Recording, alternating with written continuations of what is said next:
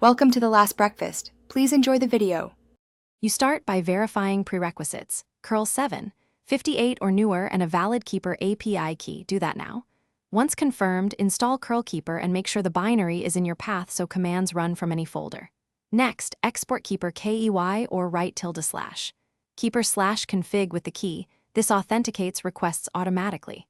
Now run the first command, curl Keeper init to establish a session. This creates local state and a token file. You're ready to craft your first saved request. Once you have a saved template, compose requests using descriptive names so you can reuse them.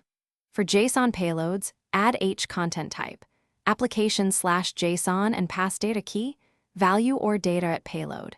JSON for larger bodies. This keeps requests reproducible.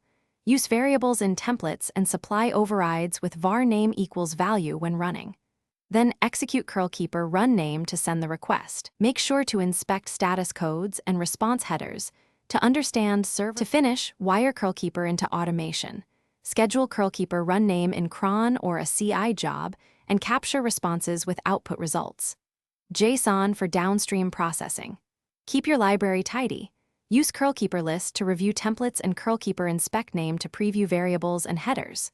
Finally, if something fails, run the same command with debug to show request details, verify Keeper key, network routes, and server 401 or 403 responses.